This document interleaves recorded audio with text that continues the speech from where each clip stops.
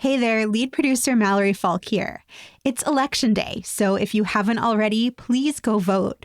And if you're not sure where your polling place is, check out the link in our show notes. You'll also find a recent episode where we talk about who and what is on your ballot. Okay, on to today's episode. We hope it's a fun distraction while you wait for the election results to roll in.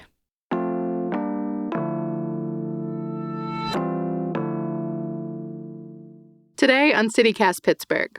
I've mentioned this on the show recently. It is my 10-year anniversary in Pittsburgh, and to mark the occasion, I decided to give myself a few little challenges. One of them is to learn how to say one sentence in a convincing Pittsburgh accent. Yes, I do drop yins and nebby into casual conversation, but getting the real deal pronunciation correct, sounding like a natural, that still feels well beyond my ability. So today I am sitting down with a dialect coach to see if that can change.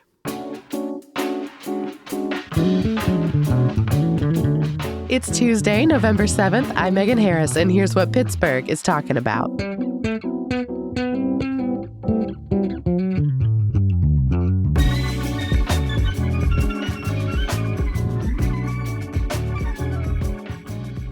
Don Wadsworth is an actor, voice coach, and speech teacher. He's here with me in studio.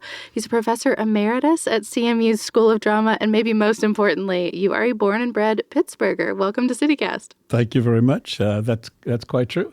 I've been able to have a life in Pittsburgh, even though I've worked out of town a lot. Can you explain to me maybe the difference between accent and dialect? I'd always heard it called a Pittsburgh accent, but I learned through the process of getting ready for this, lead producer Mallory Falk discovered that it is not, in fact, an accent. It's a dialect. It depends on who you ask. Really? Yes, because even the dictionary definitions get it a little confused. Is it by nationality? Well, here's how I look at it. As a person who does this for a living, this is the way I look at it. You're the expert in the room, no doubt. Well, no, but I'm saying other people have different ideas. So to me, a dialect is a regionalism.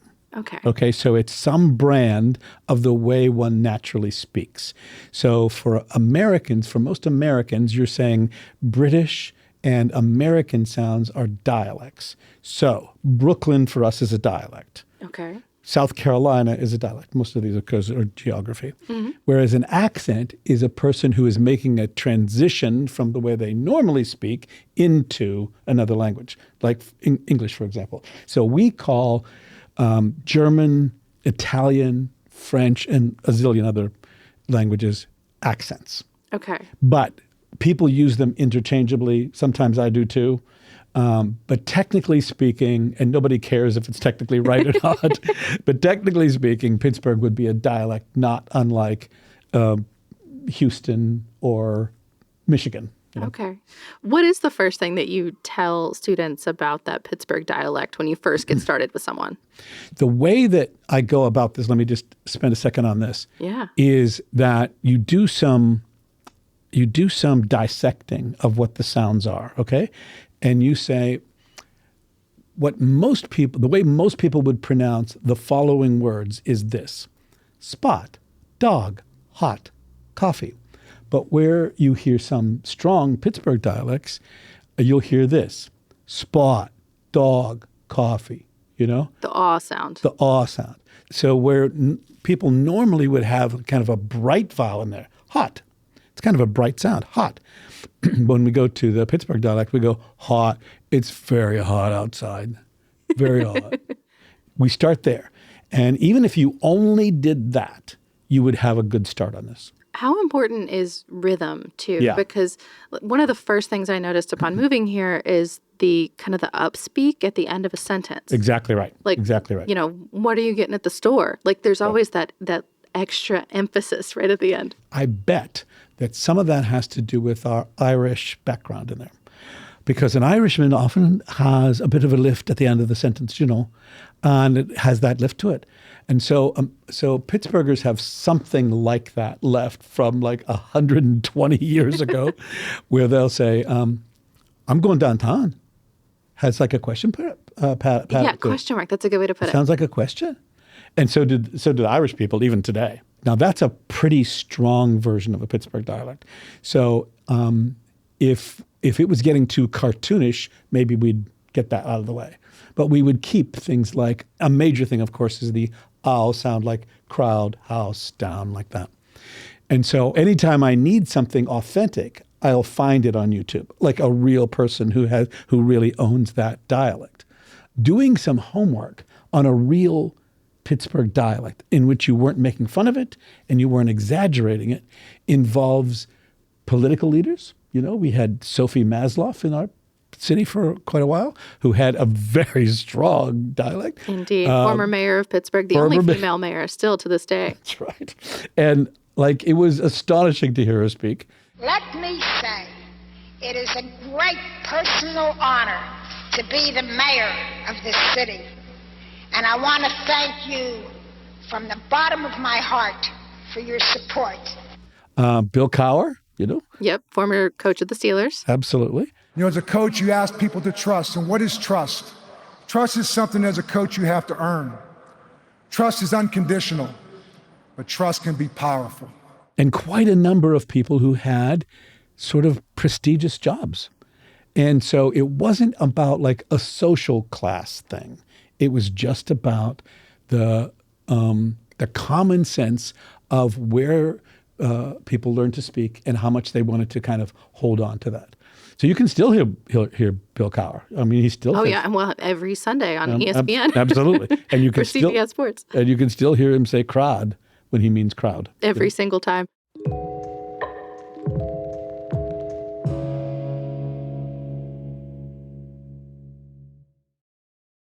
Well, I think that I'm ready to study with you as well. Do you think you can give me some particulars on maybe getting a phrase or two correct?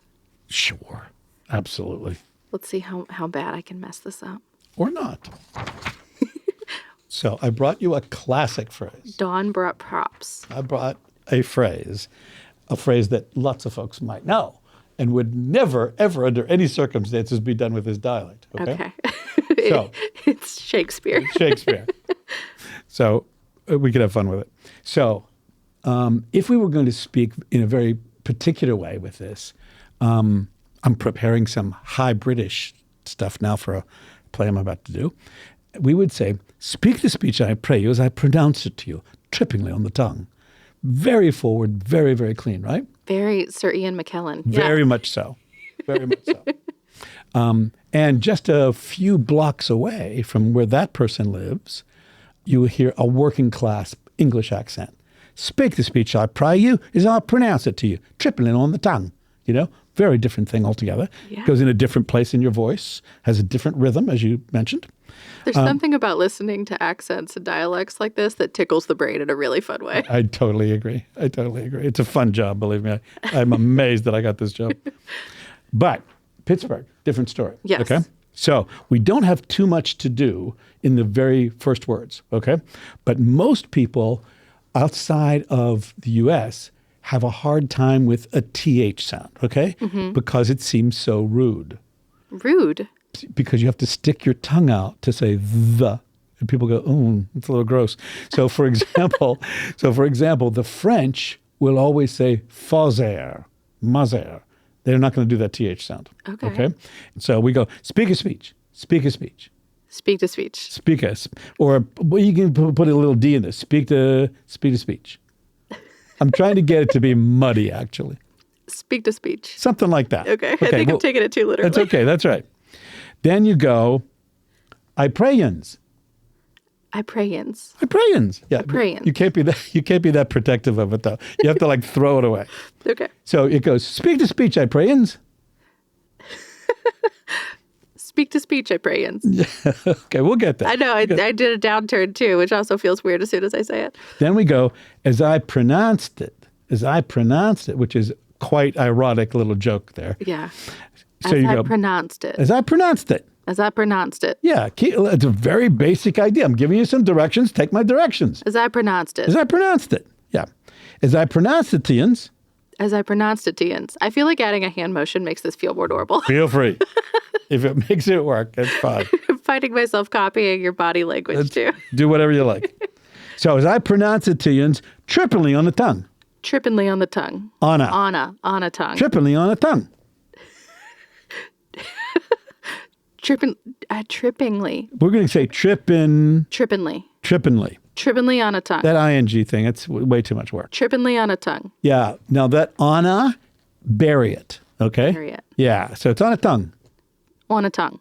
Yeah. Yeah. Very good on your "on." Okay. That's exactly right on the "on." Okay. Right. Now, Got one.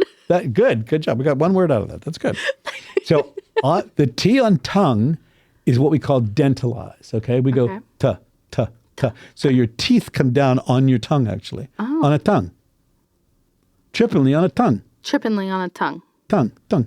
Yeah. Okay. We're trying to make it sound a little dull, actually. Here we go. It's a major operation. I can see it in your face.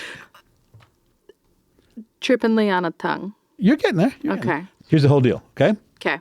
Speak the speech I pray as I pronounce the things trippingly on the tongue. Speak the speech I pray as I pronounce the yins trippingly on a tongue. See why people go, what is this dialect that you're teaching me? What is this? It's so unusual. Is this a real example you give to people with Shakespeare? No. I'm just doing this to make a fool out of you. Congratulations.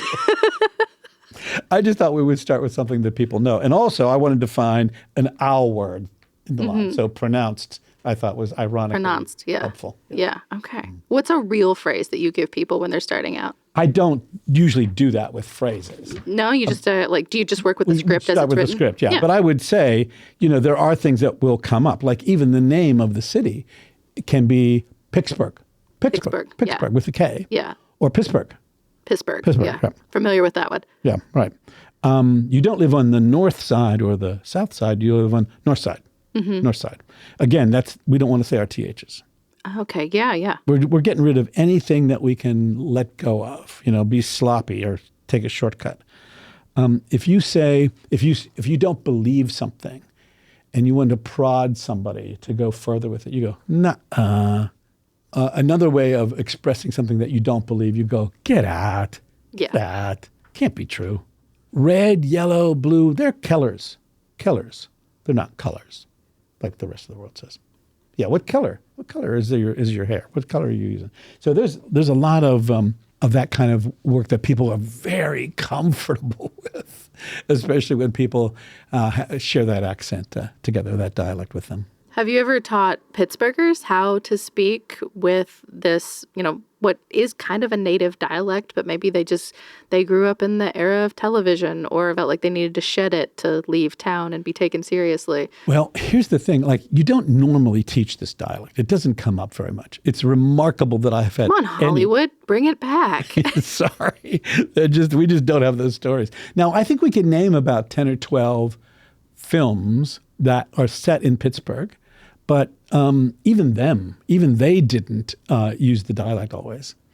We used it in this Tom Hulce Ray Liotta film called Dominic and Eugene because it was very much about a working class environment, and we name the city quite a lot. It doesn't happen in Flashdance except for maybe one or two characters. The biggest kind of adventure professionally for me was Warrior with Tom Hardy. And it did take place in Pittsburgh. You saw Pittsburgh, but my job in that particular film was to make Tom sound like an American, period, because he's so very, very English. He's got the working class kind of personality, but we had to take all that sort of East End London out of him. So going one step further and making it more Pittsburgh, nobody was interested From East End London to Southside Pittsburgh? That's right. That's exactly what it was. That would be way too much. So the point of all this is sometimes we use it, sometimes we don't. Where it seems to fit into the milieu of the world and the personality of the film that you're doing, then yes, we'll turn that on. Yeah. Don, this has been thoroughly embarrassing for me. Thank you so much for your time. You're very welcome. I'm glad to have done it.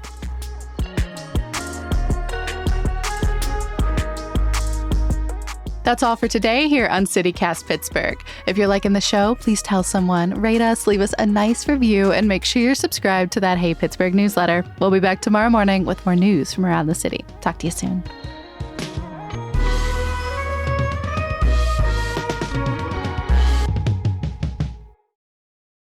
Trippingly, Tug, I can't say the word trippingly. I think that's the problem. ironic that you're messing that word up. Trippinly. Trippinly on a tongue. Trippinly on the tongue. Okay, trippinly on a tongue.